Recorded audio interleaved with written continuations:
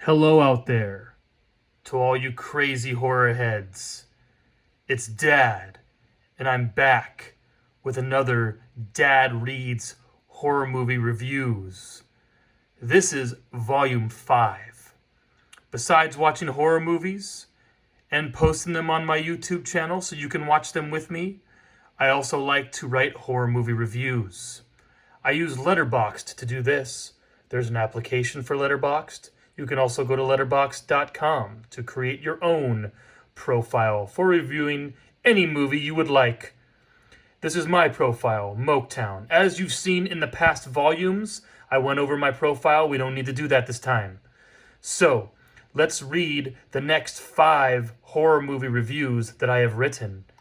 We'll scroll down to my diary, which I scrolled too far, and now we're there. Let's get to the diary. I have a ton.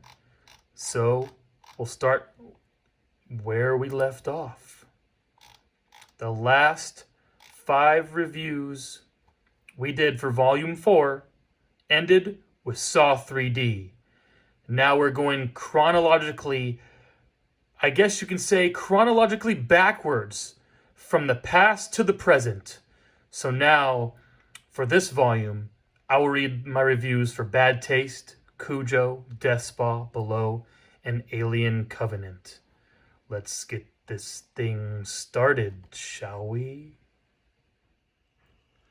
Bad Taste, 1987. Back during the VHS days, whenever I raided the video rental store's horror section, I always remembered seeing a copy of Bad Taste, but never had an itch to rent it. I wish I did so. I could have saved myself from watching this as an adult. Bad Taste is extremely annoying for all the wrong reasons. I cannot stand all the exaggerated sound effects and facial close-ups. If it was not for all that nonsense, I probably would have liked it. It almost won me over when the fat guy fell off the balcony. I then paused it and really thought about it, but still decided that a bunch of aliens slurping up their own barf is not for me. Fat guys falling off balconies is for me, though. So you can see the predicament I was in. Peter Jackson came a long way before Lord of the Rings. I am just happy he did not stick to making sequels to this instead. Maybe now he should make a Lord of the Rings / Bad Taste crossover where the aliens eat the hobbits for second breakfast. 2 stars. Bad. Let's move on. And my second review is Cujo, 1983. This review may contain spoilers. Cujo sucks. The first half is all unnecessary character development. Character development in a simple horror movie always turns me away. Knowing that I am watching a horror movie about a killer dog, I already do not care about the characters. So why make me? Who would have thought that a movie about a killer dog would be so deep and dramatic? Why should I care that Donna cheated on Tad? Do you know what I care about? A dog murdering people. When is that going to happen? I can see the whole moral of the story here. Donna is the one who gets terrorized the most by the rabid Cujo because she is a cheating bitch. Karma is a bitch too. But why did the kid have to suffer for the mother's home wrecking? Besides being a shitty wife, Donna is a shitty mother too. Her survival decisions are ridiculous. You have a son to look after, so step up and save him instead of sitting there waiting to be saved. Make a break for the house or scan the area and make a break for a weapon. You are not completely helpless in this situation. Your son is dying from malnourishment, so do something about it. 2 stars. Bad. The third review for Volume 5, Death Spa, 1988. Star Body Health Spa would be a hit even now. What spa has a bar that serves smoothies, food, and alcohol? This place is completely high-tech with computer-driven machines and locker rooms. Not to mention, the owner throws a wicked party. If there was a place like this near me, I would have to join.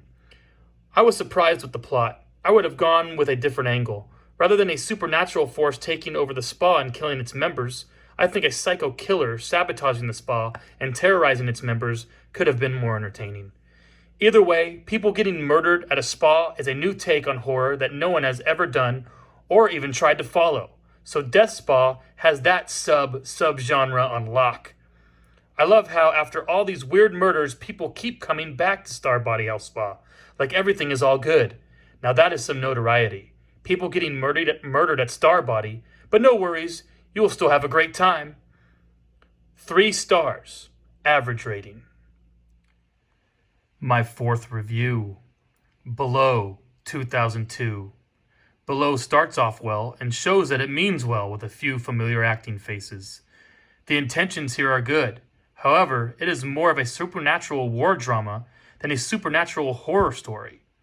The haunted submarine setting screams creepiness, but it is not capitalized on and strangely overlooked most of the time. Even when it comes down to the tell-all ending, the supernatural aspect is still downplayed. Below spends more time on figuring out why the submarine is haunted rather than it actually being haunted. I was in this for the horror, but apparently the plot was not. 2.5 stars, below average. Alright, my last review of Volume 5. It's a longer one, so stick with me. Alien Covenant, 2017. This review may contain spoilers. All the Alien movies never disappoint with their xenomorph/alien designs and the dreadful feelings we all feel as viewers. Alien Covenant is no slouch in these categories, especially when the first xenomorph makes its appearance by smashing through its victim's torso. Every movie in the Alien saga does not disappoint. I never understood the naysayers behind Alien 3, Alien Resurrection, and Prometheus, but that is a different topic. This is all about Alien Covenant, and I enjoyed it. However, it is my least favorite, and I will tell you why. Alien Covenant decided to totally botch everything that happened in Prometheus. All the Prometheus bashers should be happy now and are not allowed to complain anymore. All the events that happened in Prometheus are now irrelevant. Elizabeth Shaw and the entire engineer race is killed off by David in a side note backstory. Well, that was quick. I think it was explained in about 10 minutes, maybe less. Basically, Ridley Scott tells us all, thanks Prometheus for your time, but fuck you. Another reason, and I will take you back to the first xenomorph birth scene I mentioned above. The characters that are a part of this scene are the stupidest people I have ever witnessed in an alien movie. Why bring this clearly infected man on board? Are there any protocols for otherworldly pandemics or diseases? I am sure there are, but apparently these were not even mentioned or cared about by Corrine and Ferris. Just bring him on while he's spitting up blood and convulsing. There is no way we could endanger our whole mission, catching the sarcasm. In turn, Ferris locks Corrine in the exam room with this man while he gives birth to the xenomorph. Ferris clearly has time to let her out, but does not. This is an old cliche of horror movie characters being complete idiots, and I thought these alien movies were above all that. I would not want to send these people to create a new human colony on another planet because they are completely untrustworthy to handle adverse situations. Other than those 2 pet peeves, I still enjoyed the movie, and I'm looking forward to the next installment. I just hope whoever makes it does not torch everything that happened before it. 3 stars, average. Oh, that was a tough one to read. Had some stutter moments there, but you're just going to have to deal with it. So that's it. 5 reviews for Volume 5. Stay tuned for my next volume, and I will post it whenever I feel like it. So, thanks for reading, and thanks for following along, and thanks for listening. And I will see you next time on Dad Reads Horror Movie Reviews. I forgot. One last thing I wanted to mention. I created a new movie list on my Letterboxd account. We went over Horror to Die For last time. This time I have a Horror Score Essentials playlist. So I'll read you the description here. The chilling sound of a beautiful horror score. These are the movies that contain the greatest horror scores ever composed. These scores are perfect for the Halloween season, or if you just want to be weird like me and listen to horror scores for no reason. Within the notes of each film, I have included the composer along with a YouTube link to the score. I also included links to my YouTube and Spotify playlists containing these unique scores. So I do have a Horror Score Essentials playlist on YouTube and Spotify. The one on YouTube is linked to my Dad Watches Horror Movies account, so you can check that out. Just scroll down on my homepage and the playlist is there. You can also follow me on Spotify as well and find that playlist. I actually have a lot of followers for this Horror Score Essentials playlist on Spotify. My Spotify account is linked on my YouTube channel as well, so check that out. So, this list is ongoing, so stay tuned for more scores. I'm always updating this thing. Whenever I hear a new score from a new movie or an old movie and I like it, I put it on here. So, if we read the notes, it makes this into a list version of it.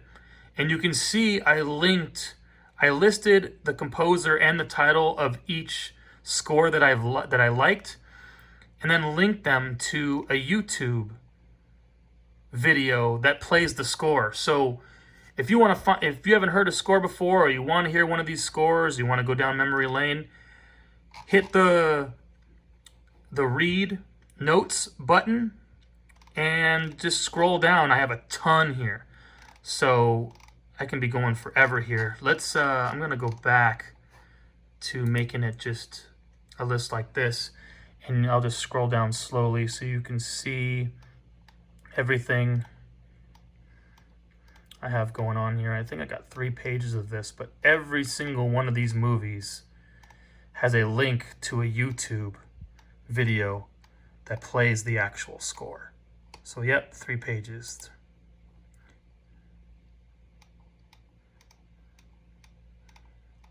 I think it's just cool to listen to these randomly too. Just reminds me of the movie, reminds me of watching the movie.